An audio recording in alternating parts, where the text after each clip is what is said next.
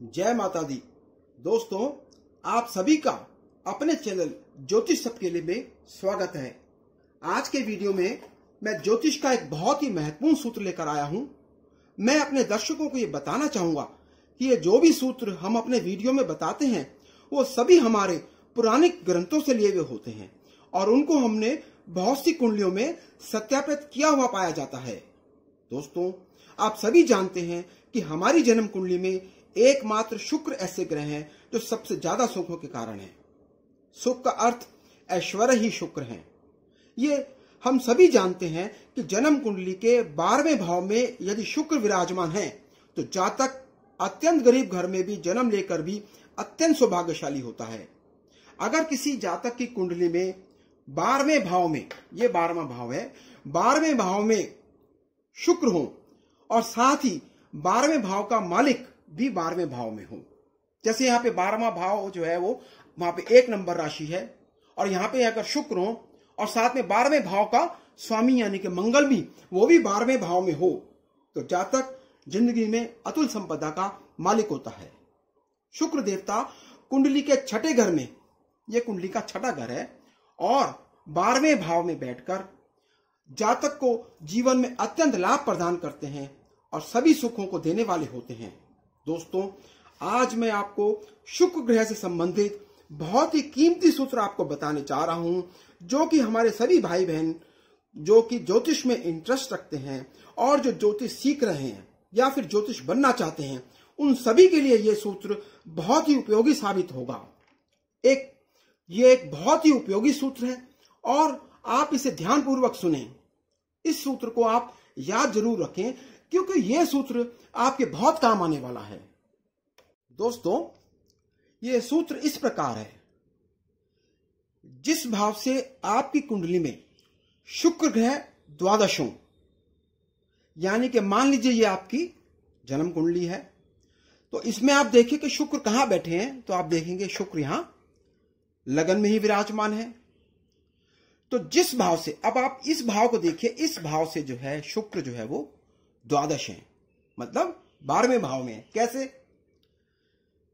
ये भाव हो गया, इस भाव से गिनिए आप 1 2 3 4 5 6 7 8 9 10 11 और 12।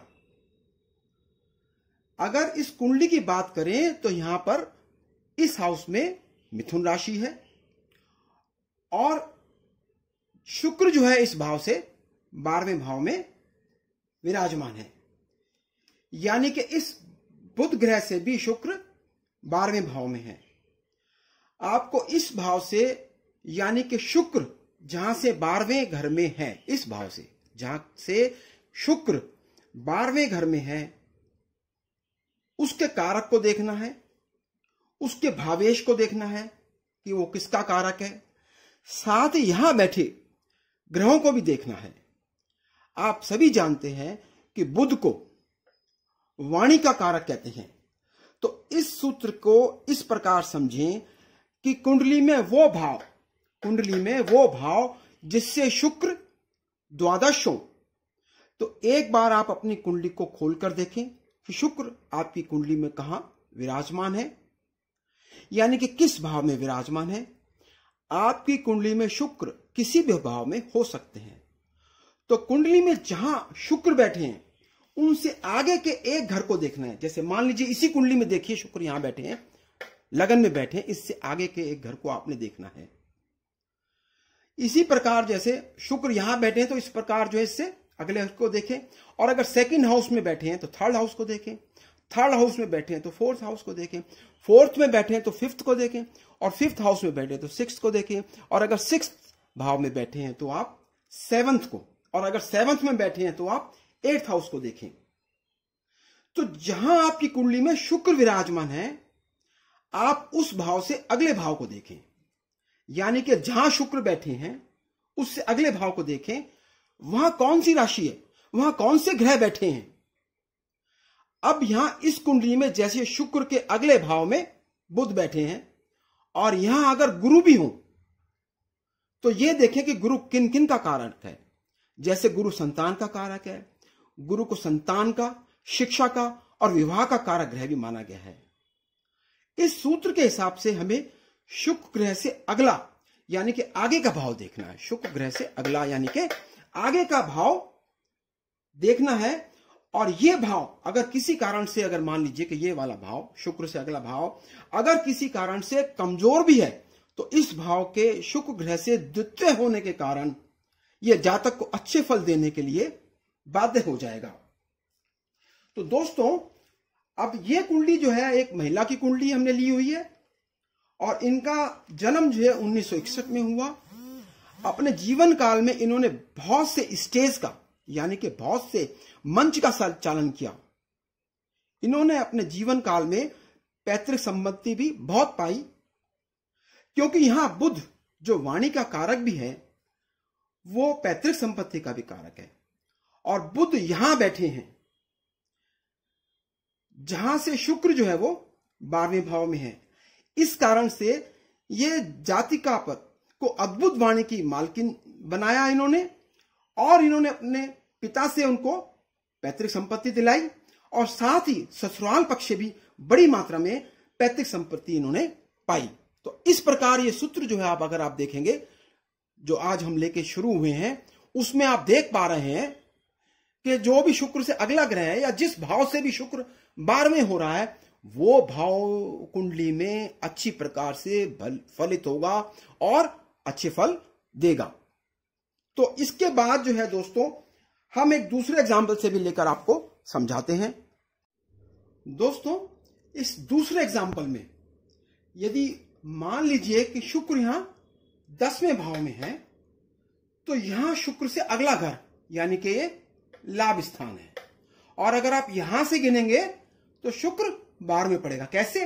1 2 3 4 5 6 7 8 9 10 11 और 12। तो इस लाभ स्थान से जो है शुक्र जो है वो द्वादश है। और इस भाव में जो है शुक्र से अगले भाव में जो है वो मीन राशि यानी कि 12 नंबर की राशि पड़ रही है और मीन राशि के स्वामी गुरु हैं। तो इस सूत्र के मुताबिक अगर इस कुंडली में गुरु कमजोर भी हुए तो भी ये जातक को अपनी जिंदगी में अपार धन संपदा प्राप्त जरूर कराएंगे।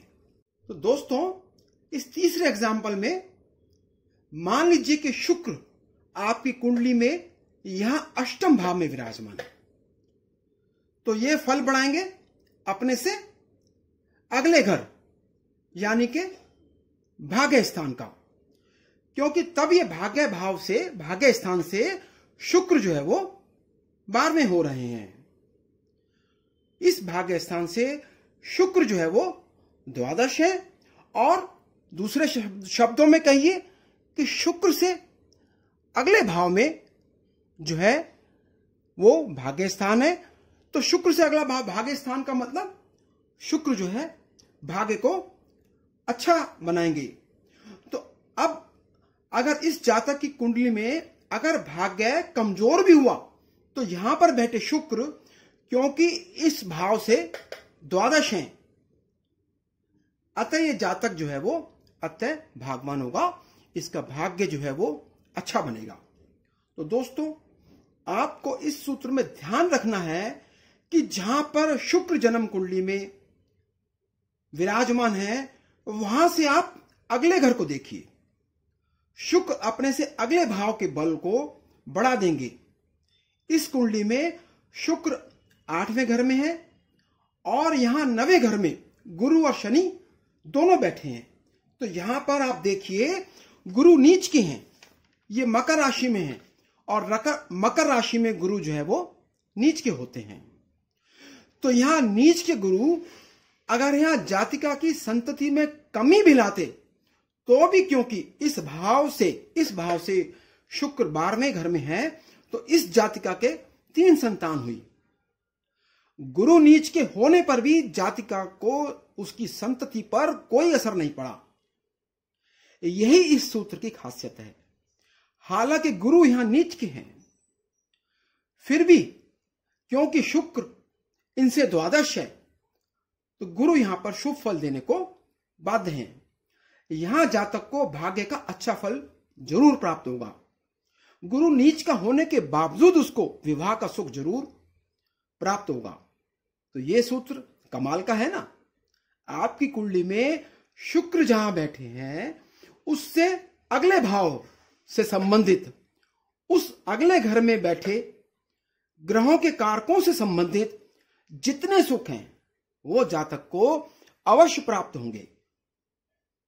उम्मीद है कि आज का ये सूत्र ज्योतिष को समझने वाले या आप अपनी कुंडली को देख रहे हैं उनको समझ में आ गया होगा, और उम्मीद है कि मैंने ये सूत्र आपको अच्छी तरह से समझा दिया है। इसका लाभ आपको जरूर मिलेगा। तो आप अपनी कुंडली को देखें और समझें।